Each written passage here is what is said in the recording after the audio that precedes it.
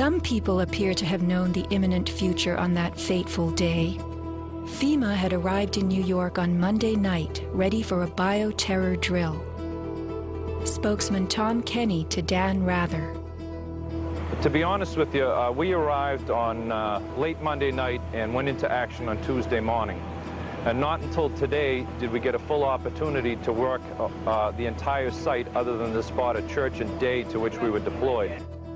And Rudy Giuliani, mayor of New York, tells ABC's Peter Jennings that he was aware the towers would be coming down.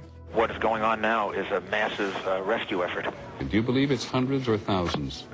I really don't want to say right now, Peter. I think it's going to be a horrible number. I saw people jumping out of the World Trade Center. I saw some of the firefighters who I know going into the building. And we were in a building in which we were trapped for about 10, 15 minutes. And we set up headquarters at 75 Barclay Street, which was right there with the police commissioner, the fire commissioner, the head of emergency management. And we were operating out of there when we were told that the World Trade Center was going to collapse. The World Trade Center was going to collapse. It was going to collapse. It was going to collapse. Similarly, Larry Silverstein, new leaseholder of the World Trade Center, regretfully declared that a decision was made to pull Building 7 by the end of the day, the last structure added to the World Trade Center complex.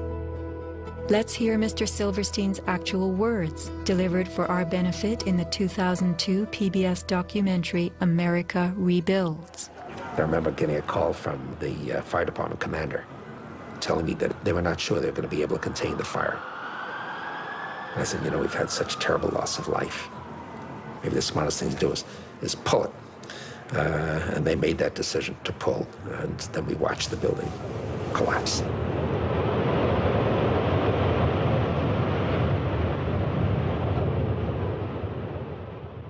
Blast, shoot, blow, and pull are terms used in the demolition industry to refer to bringing down buildings, bridges, and other structures. Because I actually blew the hospital down that I was born in. Originally, we had figured to shoot it, let it drop straight down. Then, watch Demolition Dynamics attempt a big blast.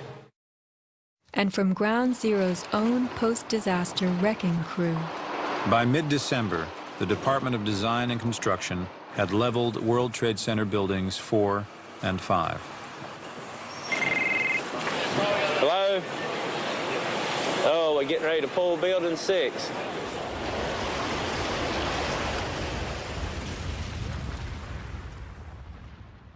Silverstein, a commercial real estate tycoon with international political connections, acquired a 99-year lease on the World Trade Center complex in the spring of 2001.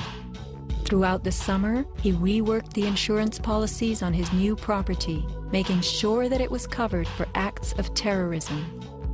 Explicit in the lease agreement was Silverstein's right to rebuild the complex if it were destroyed.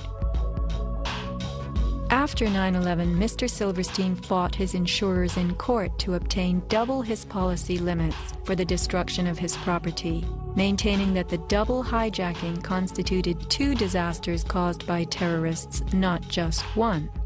He won and was awarded over $7 billion, a magnificent return on his original $15 million investment. My first reaction is to think about the families of those people, the tragedy, the magnitude of it.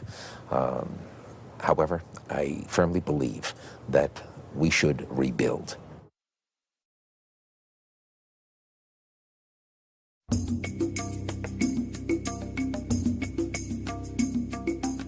Just in the last few seconds, another building, building number 7, one of the buildings in support of the World Trade Center towers, has collapsed.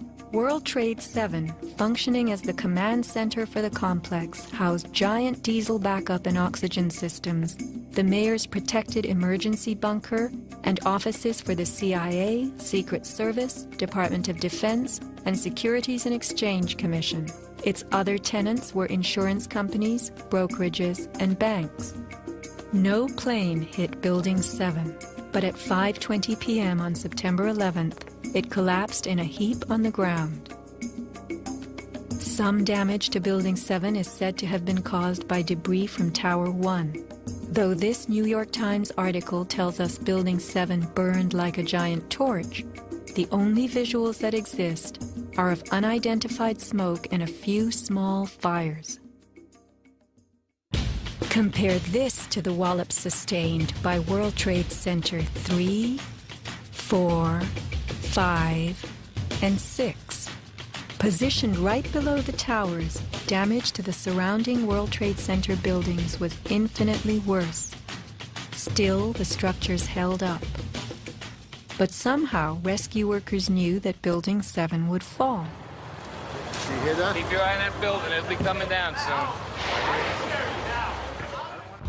A 47-story skyscraper, Building 7 folded neatly in 6.5 seconds. A textbook descent right into its footprint. Silverstein Properties now tells us that its owner was referring to the team of firefighters inside the building when he spoke of the decision to pulling the firemen out of harm's way. However, there were no firefighters in Building 7, according to FEMA, NIST, and Fire Chief Frank Fellini. They were ordered out at 11:30 that morning. 6 hours later, the building came down. You know, we heard this sound that sounded like a clap of thunder. Turned around, it looked like there was a shock wave ripping through the building, and the windows all busted out, and, you know, it was horrifying. About a second later, the bottom floor caves out, and the building followed after that.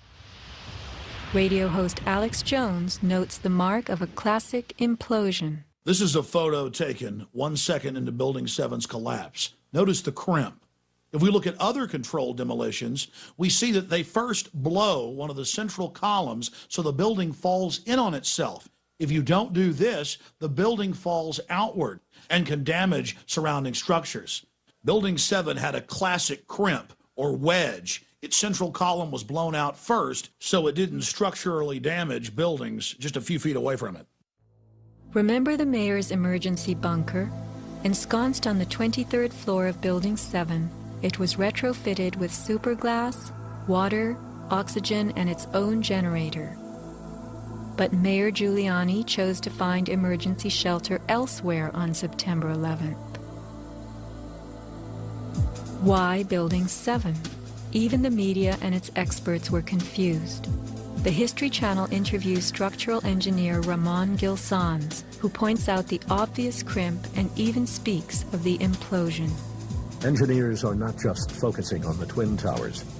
The most disturbing structural event was not that the Twin Towers fell, but that Tower 7, ignited by flying debris, fell due to fire alone.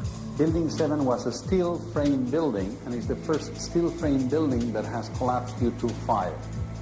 The failure of the building was an implosion. So it failed completely different than Towers 1 and 2, in which the floors failed first. Why Building 7? Let's ask the question again.